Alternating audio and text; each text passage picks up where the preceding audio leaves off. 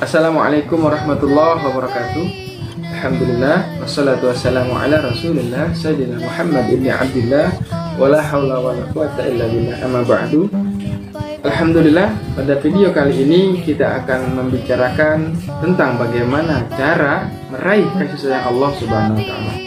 Sebagai seorang muslim, tentu semua kita ingin mendapatkan kasih sayang Allah Subhanahu wa Ta'ala. Tentu ada caranya, yaitu dengan cara ihsan. Apakah ihsan itu? Bagaimana cara kita melakukan ihsan tersebut? Dan apa saja yang harus kita lakukan agar diri kita itu tergolong ke dalam golongan orang-orang yang berbuat ihsan? Mari kita bahas bersama-sama.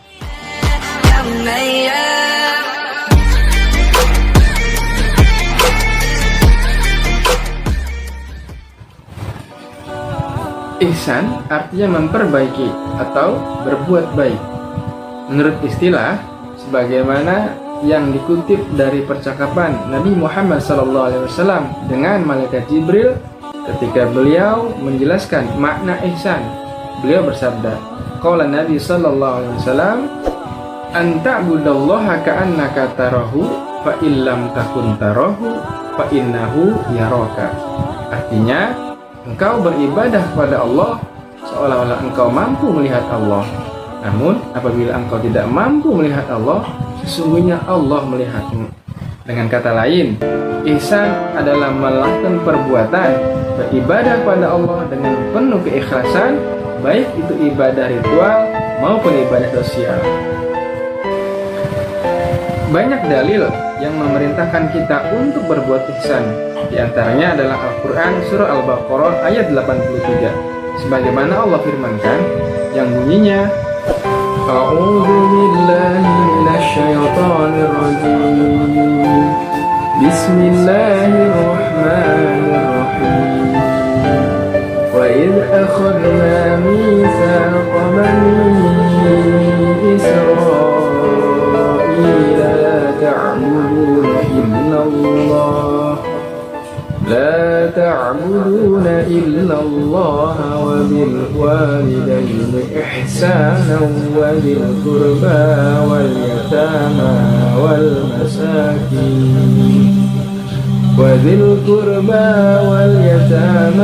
والمساكين وقولوا للناس حسنا وأقيموا الصلاة وآتوا الزكاة ثم توليتم إلا قليلا منكم وأنتم معرضون صدق الله العظيم.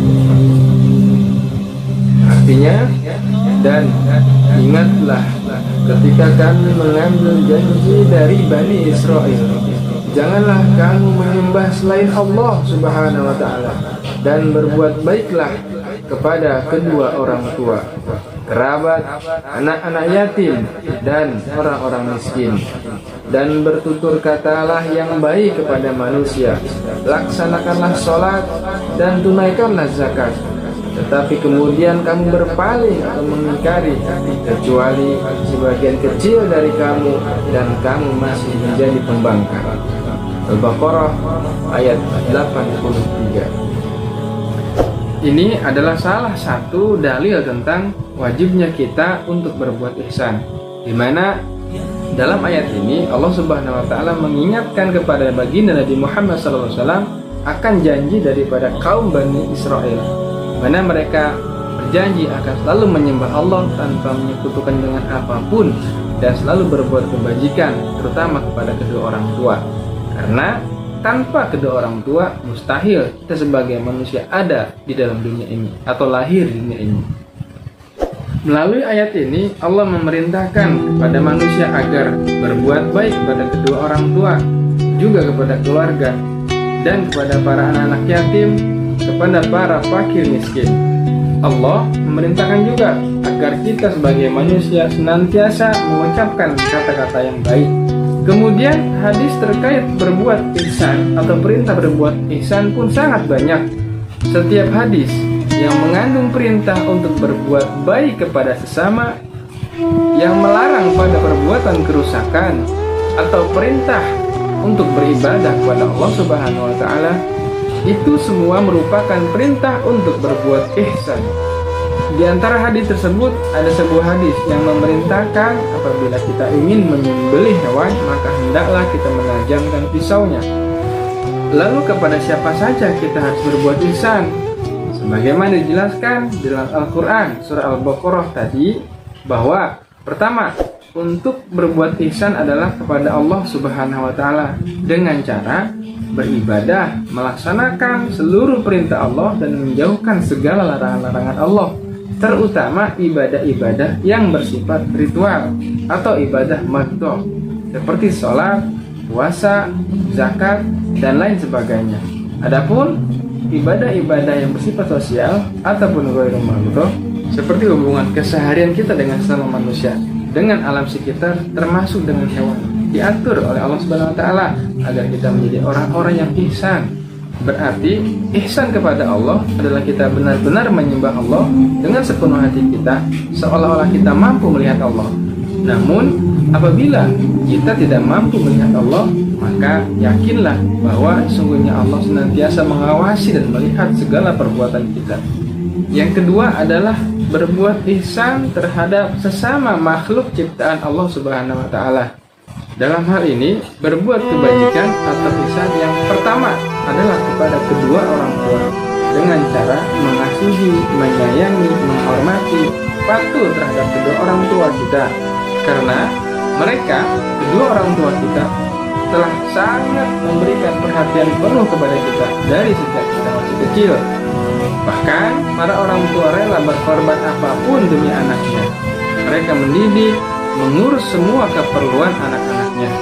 Itulah kenapa kita wajib menghormati kedua orang tua kita. Itu pun termasuk bagian dari perbuatan ihsan. Kemudian ihsan kepada kerabat karib, di mana kuncinya adalah menjaga hubungan baik, yaitu silaturahmi. Maka itu wajib bagi kita untuk terus menjaga silaturahmi. Dan makanya haram seseorang itu memutus tali silaturahmi kepada kerabat karibnya. Kemudian ihsan kepada anak-anak yatim. Berbuat baik kepada anak-anak yatim begitu banyak anjurannya dalam agama kita. Bahkan kita diperintahkan dalam agama untuk memelihara, mendidik, memberikan kasih sayang kepada anak-anak yatim. Dalam sebuah hadis, Rasulullah SAW menyampaikan bahwa beliau bersabda, "Aku dan para orang yang memelihara anak yatim akan seperti ini di surga."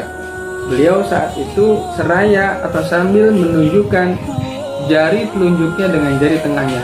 Arti sangat dekat, orang-orang yang memelihara anak yatim sangat dekat kelak di surga bersama Rasulullah SAW. Yang selanjutnya adalah berbuat baik atau ihsan kepada para fakir miskin dengan cara membantu mereka dengan memberikan sumbangan, sedekah kepada para orang-orang miskin dengan tujuan kita mengharapkan ridho dan kasih sayang Allah Subhanahu wa taala. Yang berikutnya adalah ihsan kepada tetangga. Ihsan kepada tetangga artinya kita diperintahkan oleh Allah dan Rasulnya untuk selalu berbuat baik kepada tetangga kita, baik tetangga karena kerabat maupun tetangga yang dekat dengan rumah. Bahkan dalam hal ini baginda Rasul menyampaikan sabdanya tentang pentingnya menghormati dan berbuat ihsan kepada tetangga. Beliau bersabda, "Tidak beriman seseorang kepadaku barang siapa yang seseorang itu kenyang pada malam harinya sedangkan tetangganya kelaparan, padahal ia mengetahuinya." Dari hadis riwayat At-Tabrani. Yang berikutnya adalah ihsan kepada tamu dengan cara menghormati dan menjamunya, tentu dengan seadanya. Ketika ada tamu yang datang ke rumah kita, kita hormati tamu tersebut. Itu pun perintah dari baginda Rasul SAW. Rasulullah SAW menyampaikan hadis yang terkait seorang untuk menghormati tamu. Barang siapa yang beriman kepada Allah dan pada hari akhir, maka hendaklah ia menghormati tamunya.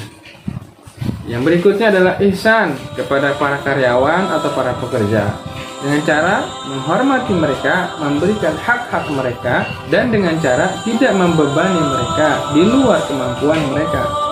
Karena secara umum kita pun wajib menghormati pekerjaan ataupun profesi mereka. Yang berikutnya adalah ihsan secara umum, yaitu kepada sesama manusia, Terkait ini, baginda Rasulullah SAW menyampaikan hadisnya, barang siapa yang beriman kepada Allah dan hari akhir, maka hendaklah ia berkata yang baik atau diam. Hadis riwayat Bukhari dan Muslim. Kita diperintahkan untuk senantiasa mengucapkan kata-kata yang baik, yang lemah lembut, saling menghormati, saling menghargai dalam pergaulan, memerintahkan kepada yang ma'ruf dan melarang kepada perbuatan yang munkar, menunjukkan jalan yang lurus, jalan yang benar, mengajarkan mereka yang bodoh, mengakui hak-hak mereka, serta tidak mengganggu mereka dengan hal-hal yang dapat mengusik kenyamanan mereka. Yang berikutnya, perintah ihsan adalah kepada binatang atau hewan. Berbuat ihsan, berbuat baik kepada binatang atau hewan dengan cara memeliharanya dengan baik, memberikan makan apabila ia lapar, merawatnya jika sakit, dan tidak memberikan beban di luar kemampuan binatang atau hewan tersebut. Jika hewan tersebut lelah, maka biarkanlah ia beristirahat. Bahkan ketika saat ingin disembelih hewan tersebut, baginda Rasul SAW menyampaikan untuk memerintahkan menajamkan pisaunya, menyembelihnya dengan cara yang baik, dengan tidak menyiksanya. Lalu kemudian ihsan atau berbuat baik kepada alam sekitar. Sebagaimana patut kita sadari bahwasanya Allah Subhanahu wa taala menciptakan dunia ini, alam raya ini beserta isinya untuk kita sebagai manusia. Maka tugas kita sebagai manusia untuk merawatnya, dan kita boleh memanfaatkan alam ini dengan penuh tanggung jawab, bukan dengan cara mengeksploitasi alam dengan berlebihan, sehingga itu semua akan mengakibatkan bencana yang kemudian itu akan merugikan kita juga sebagai manusia. Maka itu berbuat baiklah terhadap alam sekitar dengan menjaga kelestariannya, menjaga keasriannya. Minimal kita berusaha untuk tidak membuang sampah sembarangan. Lalu apa hikmah dan manfaat dari berbuat ihsan?